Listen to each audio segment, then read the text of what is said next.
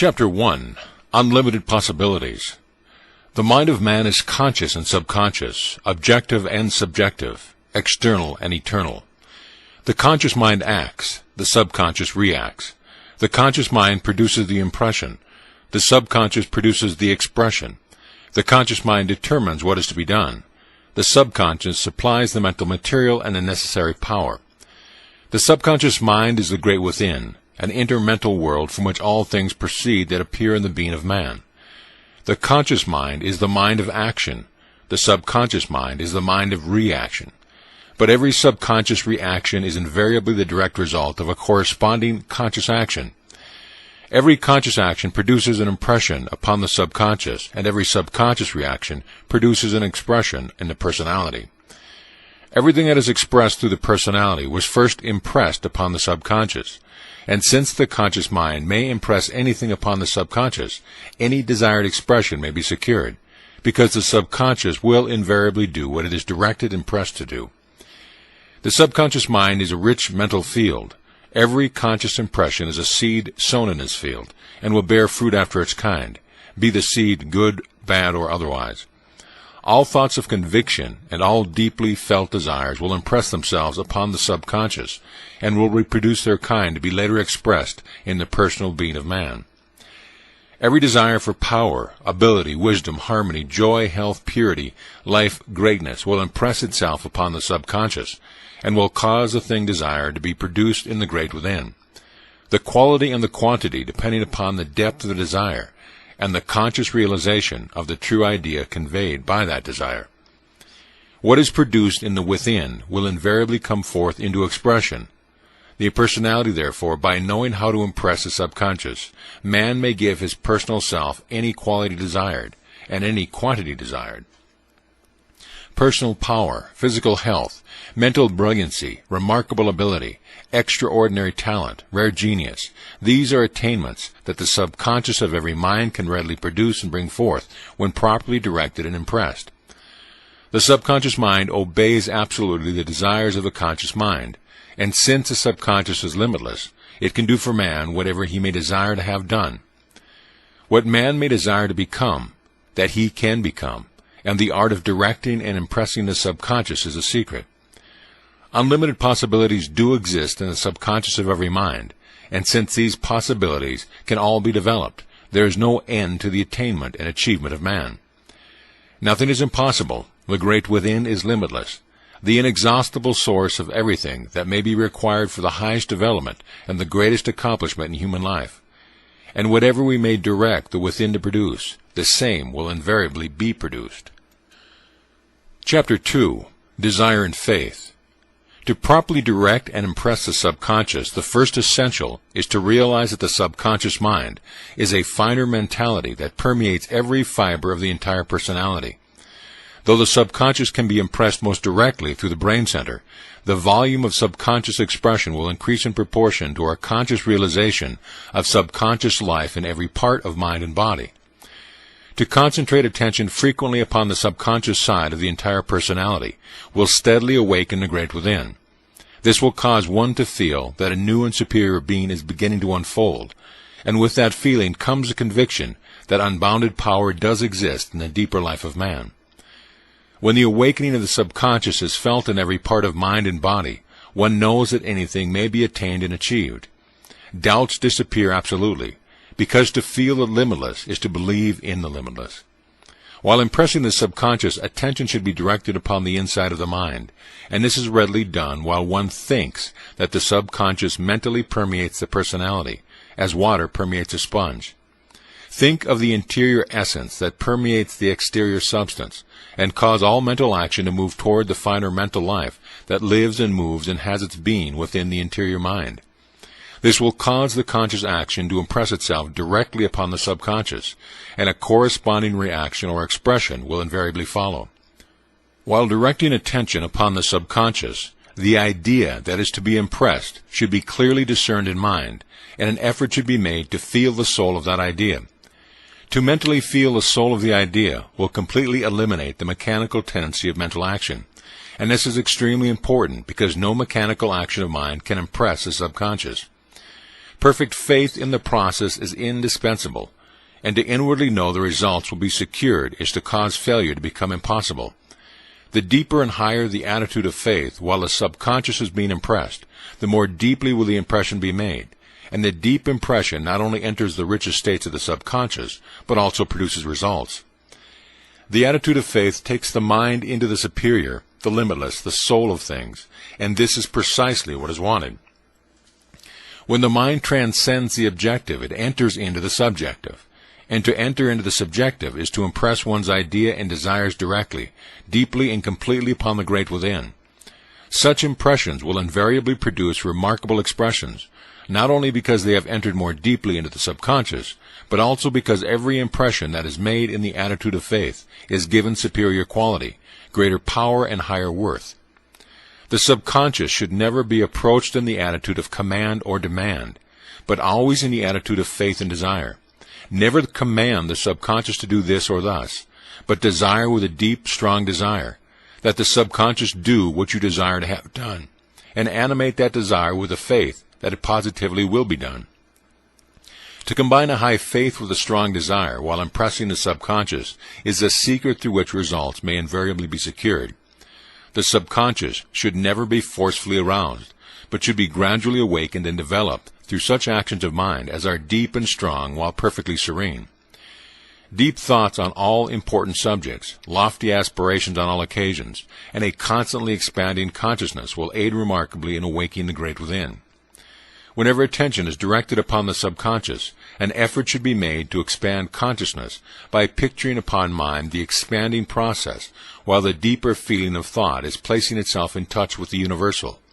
A strong, deep desire for greater things should be impressed upon the inner mentality, and a deep stillness should animate every action of mind. The inner side of mind should always be acted upon peacefully, though not with that peacefulness that has a tendency to produce inaction, but with that peacefulness that produces a high, strong action that continues to act in serenity and poise. To concentrate a strong, deeply felt, well-poised mental action upon the entire subconscious mentality a number of times every day will, in a remarkably short time, develop the great within to such an extent that the mind will inwardly know that unlimited power and innumerable possibilities have been placed at its command. And when this realization comes, the mind may go to any attainment and any achievement. Failure will be simply impossible.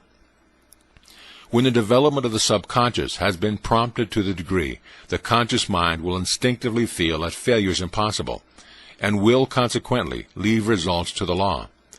There will be no anxiety about results, because to feel the presence of subconscious action is to know that results must follow when the subconscious is properly directed and impressed.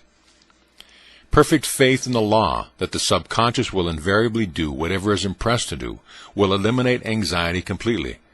And this is extremely important, because the subconscious mind cannot proceed to do what it has been impressed to do so long as there is anxiety in the conscious mind.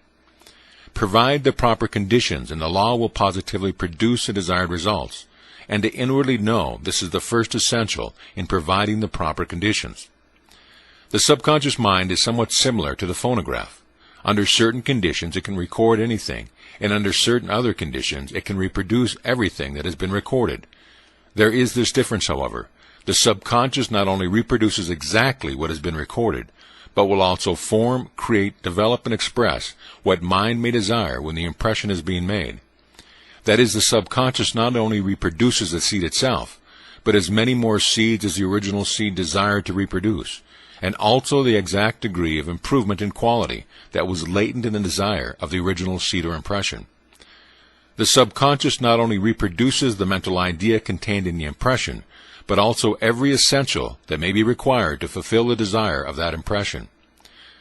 Though this law, the subconscious can find the answer to any question or work out any problem when properly impressed with an exact idea of what is wanted. Chapter 3. Impressing the subconscious. The subconscious provides the essentials, but the conscious mind must apply these essentials before practical results may be secured. When the subconscious is directed to produce health, those mental actions will be expressed that can produce health in the body when combined with normal physical actions. And it is the conscious mind that must produce the normal physical actions, that is, common sense living. When the subconscious is directed to produce success, those elements, qualities, and powers will be expressed in mind and body that can, if consciously applied, produce success. That the subconscious can do anything is absolutely true. But it is true in this sense, that it can supply the power, the capacity, and the understanding to do anything, but the conscious mind must practically apply what the subconscious has brought forth into expression. The subconscious supplies the power and the mental elements, but these must be used by the conscious mind if the desired results are to be secured. Nothing comes ready-made from the subconscious, but it can give us the material from which we can make anything. The subconscious can give you the powers and qualities of genius, and if you apply practically and constantly those powers and qualities, you will become a genius. The subconscious can give you the life and power that is necessary to remarkable talents, and if you use that life and power in the daily cultivation of your talents, those talents will become remarkable. The law is that the conscious mind must impress its desires upon the subconscious in order to secure the mental essentials that may be required to fulfill those desires. But the conscious mind must use those essentials before results can be secured. It is the conscious mind that does things, but it is the subconscious that supplies the power with which those things are done. And by learning to draw upon the subconscious, the conscious mind can do anything, because unbounded power and innumerable possibilities are latent in the great within. The proper conditions for recording an impression upon the subconscious are deep feeling, strong desires, conscious interest, and a living faith. When these are blended harmoniously in the conscious action of mind, the subconscious will be directed and impressed properly, and the desired response will invariably appear. The principal essential, however, is deep feeling. No idea or desire can enter the subconscious unless it is deeply felt, and every idea or desire that is deeply felt will enter the subconscious of itself, whether or not we desire to have it do so. It is through this law that man is affected by his environments, surroundings, and external conditions, because whenever he permits himself to be deeply impressed by that which may come in contact, these impressions will enter the subconscious. What enters the subconscious of any mind will become a part of that mind, and will to a degree affect the nature, the character, the quality, the thoughts, and the actions of that mind. When the subconscious is impressed by external conditions, the impressions will be like those conditions, and as like produces like, conditions will be produced in the subconscious that are exactly like these external conditions from which the impressions came. The individual, therefore, who permits his subconscious to be indiscriminately impressed by external conditions will think and act more or less as his environment may suggest. In many respects, his life will be controlled completely by those persons and things with which he may come in contact, while in nearly all other respects his life will be greatly modified by the presence of those persons and things. The mind that does not control its feelings may be subconsciously impressed by any external action, be that action good or otherwise, while the mind that can give deep feeling to any idea can impress any idea upon the subconscious, and as the whole of the individual life is determined by what the subconscious is directed or impressed to do, the former will become more or less like his environment, having control neither of himself nor his destiny. The latter, however, may become what he wants to become and will master both himself and his destiny. No undesirable feeling should ever be permitted, no wrong idea should ever be given in thought, nor should one ever think seriously, feelingly, or sympathetically about wrong or evil in any shape or form. To think feelingly about wrong is to impress wrong upon the subconscious. It is to sow undesirable seeds in the garden of the mind, and a harvest of weeds, sickness, trouble, and want will be the result. Good thoughts, deeply felt, will bring health, happiness, harmony, peace, power, ability, and character. Wrong thoughts, deeply felt, will bring discord, depression, fear, sickness, weakness, and failure. To properly impress the subconscious at all times, it is therefore necessary to train the mind to think only of those things that one desires to realize and express in tangible life, and what one does not wish to meet in personal experience should never be given a single moment of thought. What we mentally feel, we invariably impress upon the subconscious, and there is a tendency to mentally feel every thought that is given prolonged or serious attention. To think about that which we do not want is to impress upon the subconscious what we do not wish to impress. and as every impression produces a corresponding expression, we will thereby receive the very thing we desire to avoid. It is through this law that what we fear always comes upon us, because what we fear will impress itself upon the subconscious without fail. To fear disease, failure, or trouble is to sow seeds in the subconscious field that will bring forth the harvest of diseased conditions. Troubled thoughts, confused mental states, and misdirected actions in mind and body. The more intense the fear, the deeper the subconscious impression, and the more we shall receive of that which we feared we should receive. Through the same law, we always receive what we continue to expect in the desire of the deep, strong faith. The more faith we have in the realization and attainment of that which has quality, superiority, and worth, the more deeply we impress the subconscious with those mental seeds that can and will bring forth the greater good that we desire. To have faith in the attainment of peace, harmony, health, power, ability, talent, and genius, while directing the subconscious to produce these things, is to cause those very things to be created within us in greater and greater measure. Chapter 4. Removing Wrong Impressions.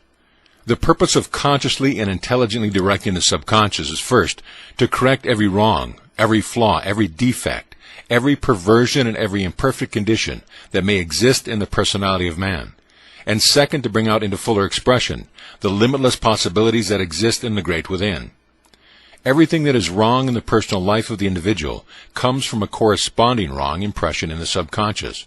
The wrong subconscious impression is the cause. The wrong external condition is the effect. It is therefore evident that to remove all wrong impressions from the subconscious is to establish complete emancipation throughout the entire personal being of man. To remove any wrong impression from the subconscious, the opposite correct impression must be made in its place. A wrong impression cannot be removed by mental force, resistance, or denial. Produce the right impression, and the wrong impression will cease to exist. By training the mind to think only of that which is desired in actual realization and experience, and by deeply impressing all those thoughts and desires upon the subconscious, every undesirable impression will be removed. The cause of every flaw, defect, or perversion in the personal man will be removed, and in consequence the flaws, defects, and perversions themselves will cease to exist. The entire subconscious field can be changed absolutely by constantly causing new and superior impressions to be formed in the great within, and every change that is brought about in the subconscious will produce a corresponding change in mind and body. There is nothing adverse in the mentality or the personality of man that cannot be corrected by causing the correct impression to be formed in the subconscious. All wrongs, flaws, or defects, whether they be hereditary or personally produced, can be removed completely through the intelligent direction of the subconscious. Every impression that is properly made in the subconscious mind will produce a corresponding expression in the personality. That is a law, and it cannot fail, but the impression must be properly made. The subconscious does not respond to mere commands, because it neither reasons nor discriminates. It does not obey what it is told to do, but what it is impressed to do. It is the idea that enters into the subconscious that determines subconscious action. But the idea must not simply be given to the subconscious. It must enter into the subconscious. The idea that predominates in mind while the subconscious is being directed is the idea that will be impressed. Therefore, negative desires will impress the subconscious to do the very opposite to what is desired by the desire. To direct the subconscious to remove sickness is to impress the idea of sickness, because the mind thinks principally of sickness at the time. In consequence, more sickness will be produced. It is not that the subconscious is directed to do, but the predominant thought that is conveyed through the direction that determines results. Therefore, the predominant thought must be identical with the final results desired. When health is desired, no thought whatever should be given to sickness. The subconscious should not be directed to remove sickness, but should be directed to produce health. The subconscious should always be directed to produce those qualities and conditions that are desired, but those conditions that are to be removed should never be mentioned in mind. Adverse conditions will disappear of themselves when true conditions are established. But the mind cannot impress, create, and establish the true, while attention is being concentrated upon the adverse. To direct the subconscious not to do thus or so is to impress the subconscious to do the very thing. When you try to impress the subconscious with the idea that you do not wish to get sick any more than you have sickness in mind, and it is the idea that you have in mind that you impress upon the subconscious.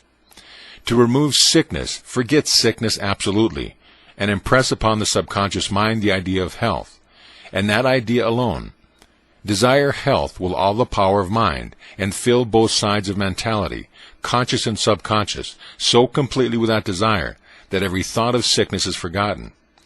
A denial will impress upon the subconscious the nature and the power of the very thing that is denied.